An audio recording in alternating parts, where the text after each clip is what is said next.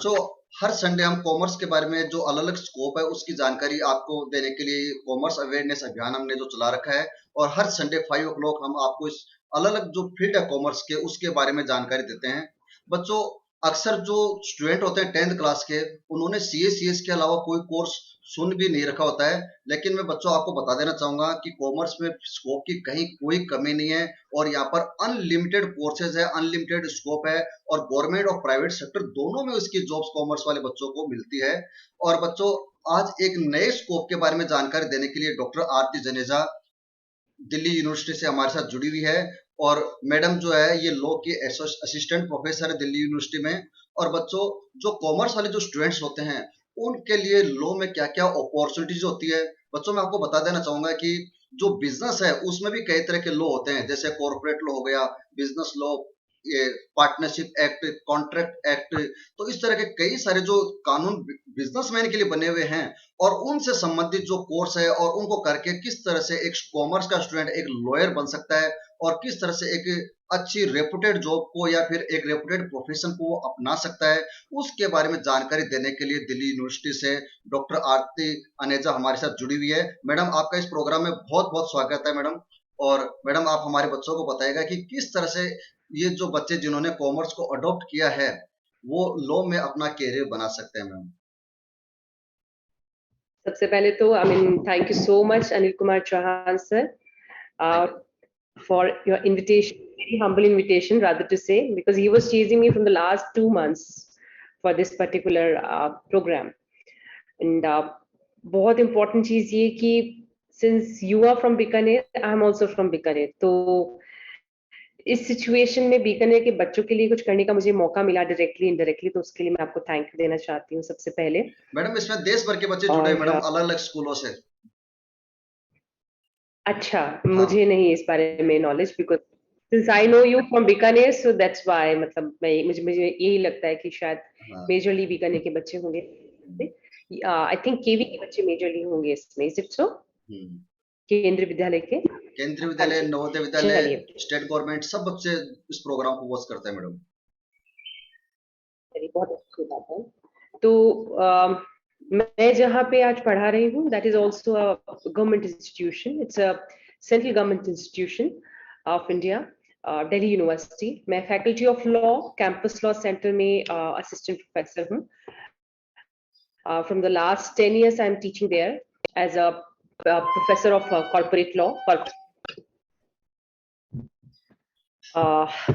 सो जो पढ़ा रही हूँ पिछले 10 years से, that is somewhere related to commerce, because when I started my first class in Delhi University was related to negotiable instrument, which was basically insurance and banking.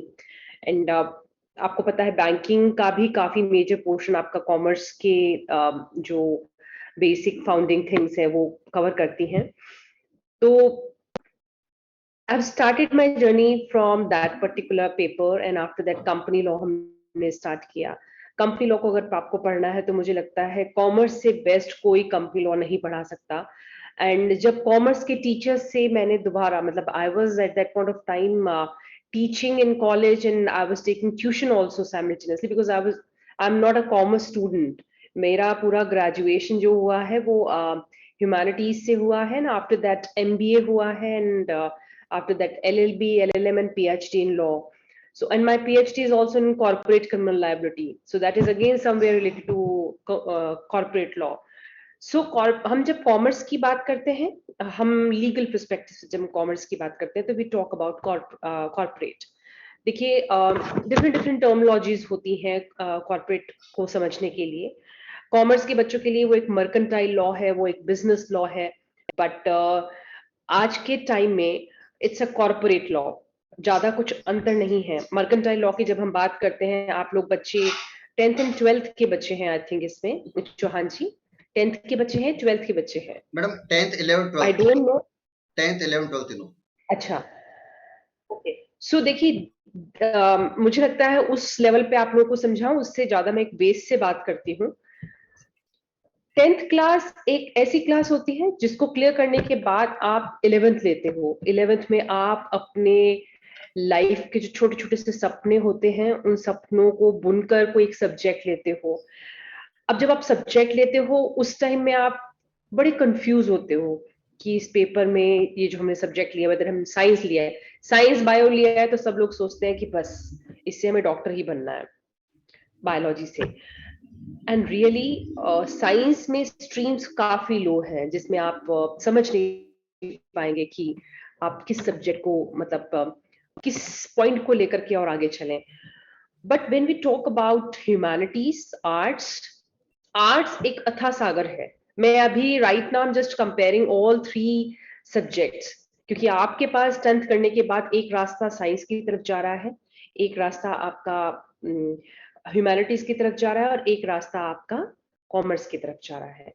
आपको विश्वास नहीं होगा, मेरी डॉटर है, she has just given 10th CBSE and मैं उसको commerce ही दिला रही हूँ। कॉमर्स दिलाने का सबसे बड़ा रीजन इज दिस कि कॉमर्स एकमात्र ऐसा सब्जेक्ट है कि जिस सब्जेक्ट में आने के बाद आप कुछ भी कर सकते हैं। आप चाहें तो आप IAS में भी जा सकते हैं, आप चाहें तो आप CACS भी बन सकते हैं, आप चाहे तो आप एक प्रोफेसर भी बन सकते हैं, आप चाहे तो एक एंटरप्रेन्योर भी बन सकते हैं, आप चाहे तो NCLT जो ये बड़ी बड़ी ट्रिब्यूनल्स होती हैं उनके सामने खड़े होके जब आर्ग्यूमेंट्स आप करते हैं तो आप वो काम भी कर सकते हैं। सो कॉमर्स में जो फेयर्स निकलते हैं आगे अपनी लाइफ को कार्व करने के, आप लाइफ में जो बनना चाहते हैं वो बहुत अच्छे निकलते हैं। देखिए 11th एक ऐसा टाइम होगा जहां आपको बहुत सारी चीजें कॉमर्स की सुनने में आएंगी कि कॉमर्स में लॉ भी आता है, अकाउंटेंसी भी आती है, बिजनेस स्टडीज भी आती है, आपकी इकोनॉमिक्स भी आता है आपका। बट अगर मैं आपसे बात करूं इकोनॉमिक्स की, अगर मैं आपसे बात करूं बिजनेस स्टडीज की, ये दो सब्जेक्ट ऐसे हैं जो, ये दो सब्जेक्ट लॉ में भी हम पढ़ाते हैं बच्चों को। बिजनेस स्टडी हम बेसिकली जब कॉर्पोरेट लॉ बच्चों को पढ़ाते हैं, बिजनेस रेगुलेशन जब बच्चों को पढ़ाते हैं, तब आपका ये बेस काम आता है लॉ में। सर ने मुझे कहा कि बच्चों को ये समझाइए कि कॉर्पोरेट कॉमर्स का लॉ से क्या लेना देना है, क्या संबंध है आपस में। तो मैं आप लोग को ये कहना चाहूंगी, मैं कॉर्पोरेट लॉ की टीचर हूं। मैंने आगे जो लॉज पढ़ाई हैं कॉर्पोरेट लॉ में, जिसमें टैक्सेशन लॉ है, GST लॉ है, जिसमें इंसॉल्वेंसी बैंकरप्सी लॉ है, कंपनी लॉ है, सेल्स ऑफ गुड्स है, पार्टनरशिप है, आपका कॉन्ट्रैक्ट है, आपका इंसॉल्वेंसी लॉ है। मतलब मैं कितने लॉज की आपसे बात करूं, आप शायद गिनते गिनते थक जाएंगे। वो सारी लॉज आपके कॉमर्स से निकली है। जिस बच्चे की पकड़ कॉमर्स पे बहुत अच्छी होती है वो लॉ में फ्लॉलेस परफॉर्म करता है। देखिए लॉ में जाना, मुझे लगता है कॉर्पोरेट, अगर आप कॉमर्स ले रहे हैं, कॉमर्स के बाद अगर आप लॉ का सोचते हैं, it will be a very good edge for you in future. Reason is this कि आप अगर ये नहीं बने, ये नहीं बने, ये नहीं, कुछ ना कुछ तो अच्छी जगह जाके ठहर ही जाएंगे। कॉमर्स अगर आप लेते हैं, आप कॉमर्स में जो सब्जेक्ट है इकोनॉमिक्स, आपके देखिए कंपटीशन कमीशन ऑफ इंडिया, हालांकि ये सब चीजें काफी बड़े नाम है। मैं रिक्वेस्ट करना चाहूंगी चौहान सर से। चौहान सर, एक्चुअली इतने छोटे बच्चों को मैंने कभी डील नहीं किया है। आपको लगता है मुझे किस वे से बच्चों को समझाना है तो आप मुझे बताइएगा, क्योंकि हो सकता है बच्चे मेरी चीजों को, कईयों को बिल्कुल ऊपर से निकल जाए चीजें। मैं अगर 10th 11th के हिसाब से बताऊं तो मैं आपको ये कहना चाहूंगी कि 11th 12th में आप कॉमर्स लीजिए। कॉमर्स के साथ में एक सब्जेक्ट होता है एंटरप्रेन्योरशिप। एंटरप्रेन्योरशिप, कॉमर्स होता क्या है, बनिया, राइट। हमारे समाज में बाइफर्केशन 4 किए हुए हैं वर्णों के, उसमें एक बनिया कम्युनिटी को बोला जाता था एंशिएंट टाइम में, पुराने टाइम में, कि बनिए लोग बहुत अच्छा कॉमर्स, ये कमर्शियल थिंग्स को बहुत अच्छे से मैनेज कर पाते हैं, राइट। आपको मैं ये कहना चाहूंगी कि ऐसा नहीं है। आजकल क्या जो कॉमर्स है वो पुराना वाला वैसा कॉमर्स नहीं है। वो टाइम गया जब कॉमर्स को इस टाइप के लोग मतलब जिनको, वो एक कला होती है, मुझे लगता है बिजनेस करना इज अ कला। ऐसा बोला जाए कि आप कॉमर्स करके बहुत अच्छा बिजनेस कर सकते हैं, ऐसा कुछ नहीं है। मैं जानती हूँ आप में से बहुत सारे बच्चे ऐसे होंगे जो बिजनेस कम्युनिटी से बिलोंग करते होंगे और उसके बाद कॉमर्स ले रहे होंगे। तो मैं ये कहना चाहती हूँ, बिजनेस कम्युनिटी से बिलोंग करके आप कॉमर्स ले रहे हैं, कॉमर्स में अब देखिए टैक्सेशन बहुत जबरदस्त, हर एक छोटी से छोटी कमोडिटी में। आपके फादर चाहे वो दालों का बिजनेस करते हैं, आपके फादर चाहे ग्रेन्स का बिजनेस करते हैं, गेहूं का बिजनेस करते हैं, चावल का बिजनेस करते हैं, along with this business इतनी सारी टैक्स फाइलिंग्स होती है, जीएसटी फाइलिंग्स होती हैं, बहुत सारी चीजें ऐसी होती हैं जिसकी नॉलेज आपको होनी चाहिए, क्योंकि आप उनके बाद की जनरेशन है जो उस बिजनेस को संभालेंगे। उस बिजनेस को संभालने के लिए मैं ये कहना चाहती हूँ कि कॉमर्स के साथ साथ you should definitely take one paper of legal studies और एंटरप्रेन्योरशिप। देखिए, अगर ये पेपर आप नहीं ले सकते हैं क्योंकि आपके ऑप्शन नहीं दे रखे हैं, तो मैं आपको एक NPTEL, आपके बहुत सारे कोर्सेज सरकार की तरफ से ऑनलाइन होते हैं और फ्री होते हैं, और उसका सर्टिफिकेशन मिलता है आपको बकायदा, उसके एग्जाम्स कंडक्ट होते हैं, एनसीईआरटी उसके एग्जाम्स को कंडक्ट करती है। आप उस वेबसाइट पे जाके स्वयं, स्वयं नाम सुना होगा आपने, आप केवल स्वयं इंग्लिश में लिख दीजिएगा, स्वयं, SWAYAM, स्वयं, swam.com पे जाके देखेंगे, या स्वयं से रिलेटेड कोर्स को जाके देखेंगे गूगल पे, तो आपको पता लगेगा कि आप एंटरप्रेन्योरशिप, लीगल स्टडीज, इन सारी चीजों की जानकारी बहुत अच्छे से, इनमें 11-12 का सर्टिफिकेशन तक ले सकते हैं along with your 11-12। तो ये तो बात आपकी इस चीज की हुई। Now second very important thing, आप कहेंगे मैडम लॉ कहाँ हेल्प करेगा हमारे को कॉमर्स में, तो मैं आपको यही कहना चाहती हूँ, कॉमर्स में जाने के बाद दो ही सपने होते हैं, या तो आप सीए बनेंगे या आप सीएस बनेंगे, उसके बाद कोई और सपना होता है मुझे नहीं पता, क्योंकि मैं कॉमर्स की स्टूडेंट नहीं रही हूँ, बट सिंस कॉमर्स को मैंने पढ़ा है, एक प्रोफेसर बनने के बाद मैंने आपके 11-12 की बिजनेस स्टडीज पढ़ी है, आपकी 11-12 की इकोनॉमिक्स पढ़ी है, अकाउंटेंसी को समझने की कोशिश की है, फाइनेंशियल मैनेजमेंट को समझने की कोशिश की है। क्यों क्यों जरूरत पड़ी होगी मुझे? मैं आज भी फील करती हूँ कि शायद मैं अगर कॉमर्स से 11-12 या ग्रेजुएशन करके निकलती, तो मैं शायद इस लीगल फ्रेटर्निटी में बहुत प्रॉपरली प्लेस्ड होती, because I am expert of corporate law, and corporate law को समझने के लिए आपको कॉमर्स को समझना बहुत जरूरी है। आप after completion of your 12th, मुझे लगता है you can plan your CS की आप प्लानिंग कर सकते हैं। Along with that, you can further go in LLB also. So there's a 5-year program, आपका after completion of your 12th, आपका 5-year program, आज ही CLAT का एग्जाम हुआ है, कॉमन लॉ एंट्रेंस टेस्ट जो होता है आपका एप्टीट्यूड टेस्ट, वो आज ही कंडक्ट हुआ है, और आप क्लैट दे सकते हैं। क्लैट देने के बाद आपका जो, देखिए एक चीज और बताती हूँ आपको, हमारे लॉ में there are basically two kinds of universities। एक होती है स्कूल जिसे नेशनल लॉ स्कूल बोलते हैं, और एक होती है 3 ईयर डिग्री देने वाली यूनिवर्सिटी। तो 5 year law school and 3 year degree देने वाली, एलएलबी की डिग्री देने वाली university. Just after completion of your 12th you can plan for national schools. National schools में जाके आप बीकॉम एलएलबी, बीबीए एलएलबी की डिग्री आराम से ले सकते हैं। जब वो आप डिग्री लेते हैं, हमारा देखिए, हम इतना बता सकते हैं कि एक फैशन है लीगल फ्रेटर्निटी में, if a student is coming from a law school, जो कि बीबीए एलएलबी की डिग्री लेके 5 साल में आता है बच्चा, जब बच्चा 5 साल में एलएलबी बीबीए करके आता है, 99% बच्चे ऐसे होते हैं जो डायरेक्टली कॉर्पोरेट लीगल फर्म में प्लेस हो जाते हैं, और वो वहां पे क्या काम करते हैं, they are a GST expert there, they are a taxation expert there, they are a competition law expert there.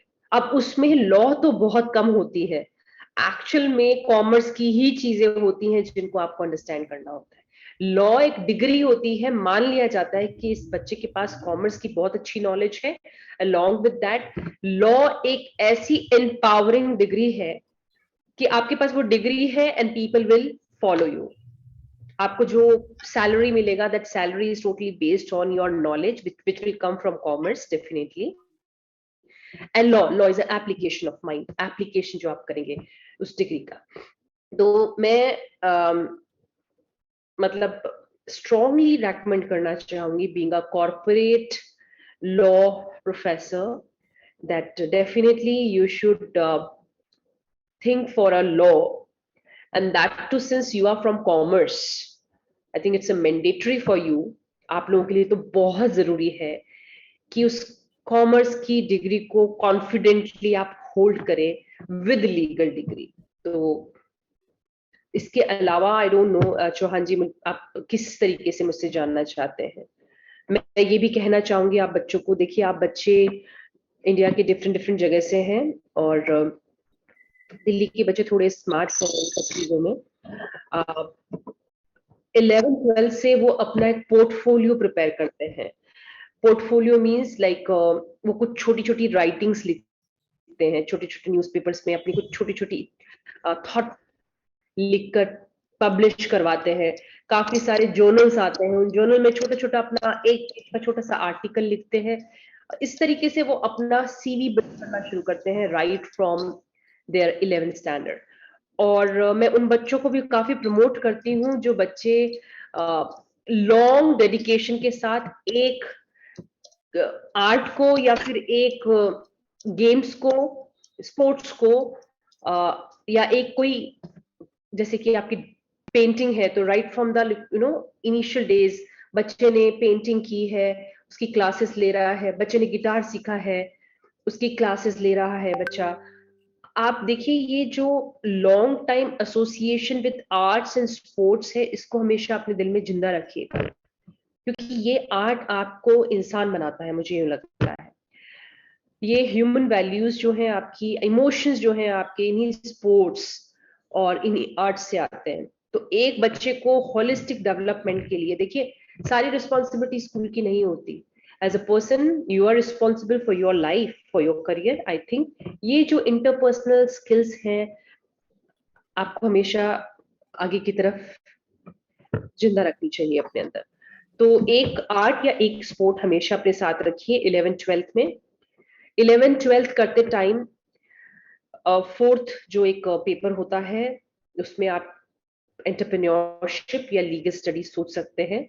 Why I am always saying entrepreneurship, क्योंकि मैं ये मानती हूँ कि जो बच्चा कॉमर्स लेता है तो कहीं ना कोई एक पुशिंग होती होगी, and that pushing is definitely related to business community, that I want to do a business, और मे बी बिजनेस कहीं ना कहीं माइंड में होता है। अगर आपके माइंड में बिजनेस है तो क्यों ना एज अ एंटरप्रेन्योर अपने आप को एक बार ट्राई किया जाए।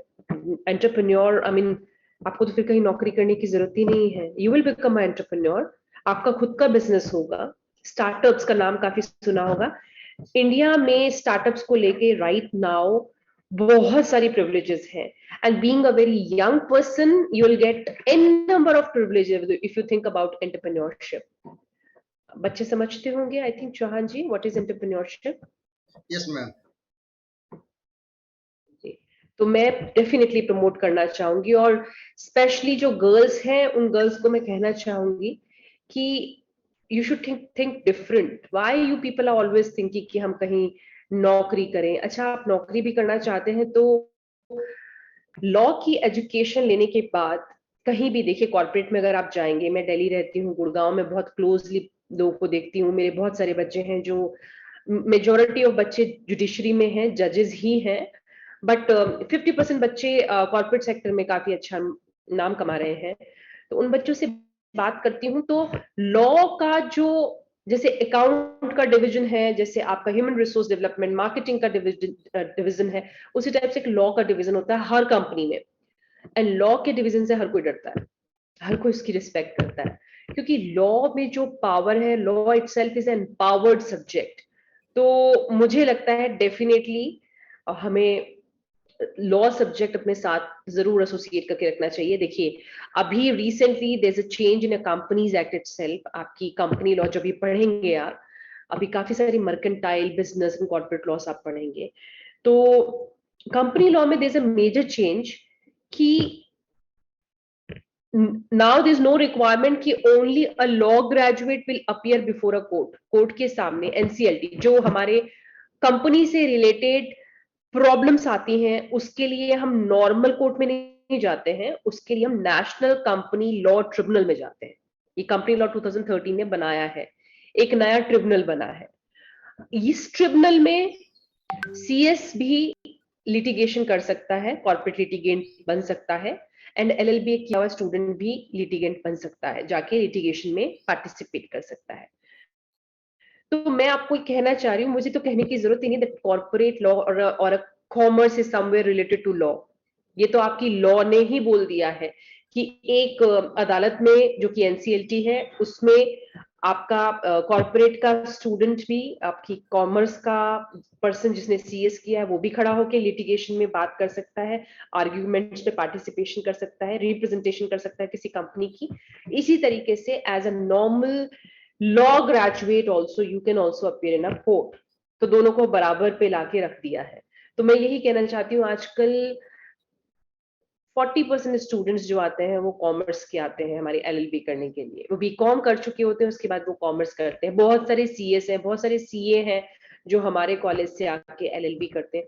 तो उन्हीं से जानते जानते मुझे पता लगा कि कॉम्बिनेशन CA विद LLB और CS with LLB is par excellence, मतलब उसका कोई तोड़ नहीं है।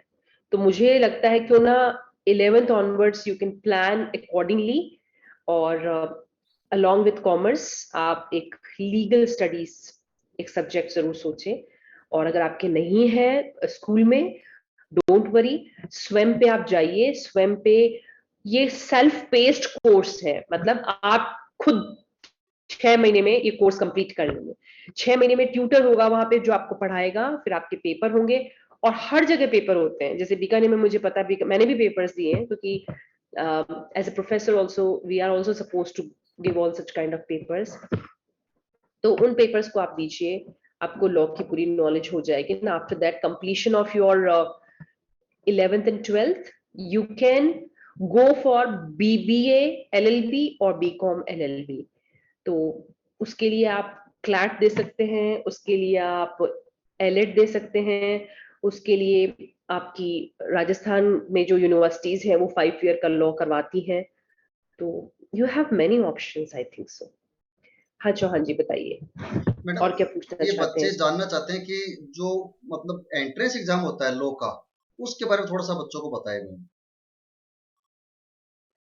एंट्रेंस एग्जाम होता है, ओके। ओके, देखिए, पहले तो इस चीज को समझिए, दो टाइप की चीजें हैं। पहली चीज है आपकी LLB। LLB जहां मैं पढ़ाती हूं that is a university, that is not a national school. तो एक जगह आपको 3 साल की LLB कराई जाएगी। जहां पे 3 साल की आपको LLB कराई जाती है, वहां पे आपके पास ऑलरेडी ग्रेजुएशन की डिग्री होनी चाहिए, because LLB degree is a professional degree. तो इस प्रोफेशनल डिग्री को करने के लिए you should have already a graduation. तो आप सीधे LLB तो नहीं कर सकते हैं, बट हाँ, 11th 12th करने के बाद एग्जैक्टली आप LLB करना चाहें तो उसके लिए यू हैव ऑप्शन 5 ईयर का LLB डिग्री कर सकते हैं। उसमें ये इंटीग्रेटेड डिग्री है, जितनी भी इंटीग्रेटेड डिग्रीज होती हैं उसमें 1 साल का फायदा आपको मिलता है। देखिए, आप नॉर्मल लॉ करना चाहेंगे तो 3 साल का ग्रेजुएशन करेंगे, फिर 3 साल का, दैट मीन 6 साल में आपकी BBA LLB या BCom LLB होगी। बट आप डायरेक्टली किसी स्कूल, नेशनल लॉ स्कूल्स हैं जो कि स्टेट एफिलेटेड यूनिवर्सिटीज हैं बेसिकली, वहां से अगर आप करते हैं just after completion of 12th, तो आपको 5 साल में BCom की डिग्री भी मिलेगी जो कि एक एकेडमिक डिग्री है, एंड LLB की डिग्री मिलेगी जो एक प्रोफेशनल डिग्री है। तो आपका 1 साल का फायदा हो जाता है वहां पे। नाउ अब आप कहेंगे मैडम कैसे हम प्रिपरेशन करें BCom LLB के लिए? तो उसके लिए आपको क्लैट की प्रिपरेशन करनी पड़ेगी। अपने दिमाग में आप क्लियर रखिए कि कॉमर्स हम नहीं छोड़ेंगे, हम BCom LLB करेंगे या BBA LLB करेंगे।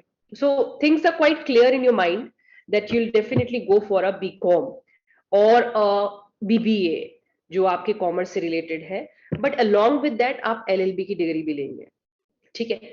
उसके लिए आपको प्रिपरेशन 11th से ही स्टार्ट करनी पड़ेगी, क्योंकि कंपटीशन बहुत टफ हो गया है। 11th के आप बच्चे 9th से प्रिपेयर करना शुरू कर देते हैं। मैं तो उन लोगों से डील करती हूँ, बच्चों से डील करती हूँ, स्पेसिफिकली पेरेंट्स से डील करती हूँ, who are extra cautious and aware about kids. तो वो लोग 9th से प्रिपरेशन शुरू करवा देते हैं। काफी सारे इंस्टीट्यूट हैं जहाँ पे आपको इसकी प्रिपरेशन की गाइडेंस मिल जाएगी। इसमें बेसिकली 4 पार्ट होते हैं। एक आपका होता है इंग्लिश का, एक आपका होता है लीगल अवेयरनेस का, एक आपका होता है मैथमेटिक्स का, एक आपका होता है लॉजिकल रीजनिंग का। तो ये 4 बाइफर्केशंस होते हैं। पहला होता है मैथमेटिक्स, लॉजिकल रीजनिंग और एक लीगल रीजनिंग या फिर लीगल अवेयरनेस बोल सकते हैं उसको आपको। तो ये 4 पार्ट होते हैं। इसमें क्वेश्चंस आते हैं, 200 क्वेश्चंस होते हैं, 50-50 क्वेश्चंस ईच होते हैं, और उसमें फिर एक मेरिट बनती है। उस मेरिट में जो बच्चे क्लियर हो जाते हैं उनको टॉप एनएलयूज में सिलेक्शन हो जाता है उनका। 21 टोटल एनएलयूज है, नेशनल यूनिवर्सिटीज है।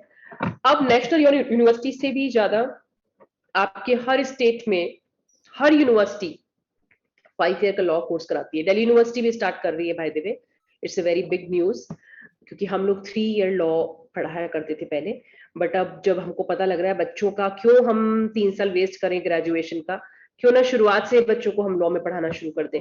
और काफी अच्छा कर रहे हैं बच्चे जो फर्स्ट ईयर से अपना लॉ, बीबीए या कॉम्बिनेशन में लॉ पढ़ते हैं जब। तो nowadays DU is starting this, and Rajasthan में आपकी राजस्थान यूनिवर्सिटी है। अब तो राजस्थान में टोटल 70 कॉलेजेस हैं लॉ के। तो अंबेडकर लॉ यूनिवर्सिटी है जो कि 5 ईयर लॉ दे रही है आपको भी, मतलब 5 साल में आप बीकॉम भी कर सकते हैं और एलएलबी कर सकते हैं। हर स्टेट, चाहे वो महाराष्ट्र हो, महाराष्ट्र की आपकी चलती है MHCET, so Maharashtra CET, common entrance test for LLB, मतलब combine LLB like BBA, BCom, BA, BSc LLB. अब तो बहुत सारी चीजें, अब तो एमबीए इन लॉ तक होता है, आप खुद सोचिए। थिंग्स आर चेंजिंग, बहुत चेंज हो रही हैं, और बहुत अच्छे से we can plan our career, बहुत अच्छे से अपना करियर प्लान कर सकते हैं। बताइए मैडम, ये हाँ बच्चे जी। कुछ ये जानना चाहते हैं कि जो कॉर्पोरेट लॉयर्स होते हैं जिनको कंपनियां हायर करती है, उनको मैडम क्या पैकेजेस मिलते होंगे कंपनीज में? देखिए, अकॉर्डिंग टू सब्जेक्ट होता है। जैसे जीएसटी है, आपको पता है जीएसटी जब आया था, जीएसटी को समझना ही बड़ा मुश्किल था। तो at that point of time GST का काफी चलता था। अब हम मल्टीनेशनल कंपनीज जो इंडिया में आके स्टैब्लिश होना चाहती है, तो कॉम्पिटिशन लॉ कॉम्बिनेशन के थ्रू आती है। बाय द वे, कंपनीज में चाहे वो मार्केटिंग ले लीजिए, चाहे वो सेल्स ले लीजिए, ये जो लीगल एंड कॉमर्स का मिक्सचर करने के बाद जो अपॉइंटमेंट्स किए जाते हैं, सबसे ज्यादा पैसा उन्हीं को मिलता है। एक कंपनी का कॉम्बिनेशन कराने में आप कितने करोड़ रुपए सोच सकते हैं? Yes, ma'am. उतना करोड़ रुपए एक केस में मिल जाता है कॉम्बिनेशन। बाहर की कंपनी का इंडिया की कंपनी के साथ एक कॉम्बिनेशन कराना है, कंबाइन कराना है, दोनों आपस में मर्ज हो रही हैं। आने के बाद जैसे एचपीएल है, एचपीएल इंडिया बनना चाहती है, तो एचपीएल इंडिया की क्लब हो रही है, उनका आपस में मर्जर या कॉम्बिनेशन कराना है। You can't even believe how much you'll get as a corporate lawyer if you are into that particular combination. Crores of rupees you will get in a one combination. तो बहुत high packages हैं। और आप ये सोचें कि सिर्फ commerce करके आप हाई पैकेज ले पाएंगे, नो। आप ये सोचे सिर्फ सीए करके आप हाई पैकेज ले पाएंगे, no. You will definitely need a subordinated supported degree along with your CA और CS। तो मुझे लगता है एलएलबी तो मैंडेटरीली करना चाहिए जो बच्चे कॉमर्स के हैं। जो बच्चे कॉमर्स से आप क्या क्या कर सकते हैं? कॉमर्स से ज्यादा आप बिजनेस खुद खोल सकते हैं, ठीक है, आप एंटरप्रेन्योर बन जाएंगे। उसमें भी आपको लॉ की नॉलेज तो होनी पड़ेगी। आपको पता होना चाहिए कि अगर आप किसी मैन्युफैक्चरिंग यूनिट में हैं और वहां पे आप हैं, तो लेबर लॉ के कुछ क्लॉजेस होते हैं, Yes, ma'am. बात अधिनियम्स होते हैं लेबर लॉ के, वो जैसे आपको चार्ट लगाना पड़ेगा। ये ईपीएफ का, ईएसआई का, ये सब रूल्स मालूम होना ही चाहिए उसको। मालूम होना चाहिए, प्लस आपको पता होना चाहिए कि स्टैट्यूटरी करनी नगर एरिया है राजस्थान का, अभी एक सुप्रीम कोर्ट से ऑर्डर आया हुआ है कि बाल मजदूरी को रोकने के लिए हर जो इंडस्ट्रियल एरियाज होते हैं, हर इंडस्ट्री में जाके चेक करना पड़ेगा आपको कि कोई बाल मजदूर तो नहीं है। उसके लिए पहले आपको अपनी जहाँ पे इंडस्ट्रियल सेटअप है, उसके गेट के पास आपको पूरा का पूरा फ्लोरा लगाना बहुत जरूरी है। लॉ ही नहीं पढ़े हुए, आपको थोड़ी समझ आया कि कौन सी धाराएं आपने लगा रखी। Be aware about that. तो मुझे लगता है लॉ तो एक ऐसी डिग्री है जो हर इंसान को मतलब करनी चाहिए, मैंडेटरली करनी चाहिए। You should know about your rights. आप चाहे कोई प्रोफेशन कर रहे हैं, आप कॉर्पोरेट में काम कर रहे हैं, फीमेल है, you should know the sexual harassment act कि कौन सा thing will amount to sexual harassment. Maternity leave पता होना चाहिए। पेटर्निटी लीव मैंडेटरी हो गई है, पहले नहीं हुआ करती थी। इंडिया में कोई फादर फादर बनता था तो उसको लीव नहीं मिलती, अब लीव मिलती है। अगर आप अवेयर नहीं है तब तक मांगेंगे कैसे उस लीव की? तो you should be aware in whatsoever capacity you are doing, whether you are doing business, whether you are job, आपको पता होना चाहिए। बहुत हाई पैकेजेस है कॉर्पोरेट लॉ में, मैं आपको ये कहना चाहूंगी। और आगे अगर आप बीबीए एलएलबी करने के बाद you can for the plan for MBA in law. इतने, और उसमें भी you can be specify that you want to do your masters in insolvency, competition और टैक्सेशन। आपको पता है ये फाइनेंशियल मैनेजमेंट, आप एमबीए किसमें करना चाहते हैं, आप फर्दर डिग्री किसमें, और उसी डिग्री के बेसिस पे अप्लाई कर सकते हैं किसी भी बड़ी कंपनी में। एक्चुअली समझ की कमी है, लोगों की कमी नहीं है। मुझे लगता है बहुत लोग हैं जो बहुत अच्छा डिग्रियों के साथ बहुत मेहनत से मैरिटोरियस बच्चे हैं जो फर्स्ट सेकंड थर्ड रैंक आके परफॉर्म करते हैं। पता ही नहीं है कि आगे अगर किसी अच्छी जॉब को हमें देखना है तो क्या एक चाहिए, that is your education. Madam, हाँ जी। गवर्नमेंट सेक्टर में भी कुछ पोस्ट इस तरह की होती है क्या जिनको मतलब जैसे एलएलबी करने वाले बच्चों को या कॉर्पोरेट लॉयर जो बनते हैं उनको मतलब गवर्नमेंट लेती हो? बहुत अच्छी बहुत सारी जॉब्स होती हैं। आपकी गवर्नमेंट सेक्टर में सबसे मेजर जो चलता है कंपटीशन कमीशन ऑफ इंडिया है, मिनिस्ट्री ऑफ कॉर्पोरेट अफेयर्स है। देखिए जिन मिनिस्ट्रीज जिन कमीशंस का मैं नाम ले रही हूँ ये डायरेक्टली लिंक्ड है कॉमर्स के बच्चों से। तो मिनिस्ट्री ऑफ कॉर्पोरेट अफेयर्स के इतनी सारी पोस्ट निकलती हैं जिसमें लीगल कॉमर्स को, अब मैं क्योंकि मैं लीगल की हूँ इसलिए मैं लीगल के हिसाब से आपको अच्छे से बता सकती हूँ, और लीगल में भी कॉर्पोरेट लीगल की हूँ मैं। तो मैं आपको राइटली बता सकती हूँ कि अगर student, if student is having a commerce degree and LLB degree, मतलब स्काई इज द लिमिट। आपके पास अनएम्प्लॉयमेंट तो रहेगा ही नहीं फॉर श्योर। ये एक ऐसा कॉम्बिनेशन है जो आपको अनएम्प्लॉयड नहीं रहने देगा। आप कहीं ना कहीं शुरुआत करेंगे, और देखिए शुरुआत में ही आप पैकेजेस की बात नहीं कर सकते। शुरुआत हमेशा, मैं खुद मानती हूँ, मेरी बच्ची है, मैं उसको बहुत हेल्प कर सकती हूँ, मेरे बहुत सारे फ्रेंड्स हैं जिनकी बहुत बड़े बड़े कॉर्पोरेट सेटअप्स है, but I will definitely want कि एक बेसिक जगह से रह के 11th 12th में ही वो बैलेंस शीट्स बनाना सीखे, खूब मेहनत करे, बेस से शुरू करे अपने जीवन को। क्योंकि जीवन की शुरुआत मुझे लगता है हमेशा लो प्रोफाइल में होनी चाहिए, ज्यादा सही। हाँ जी।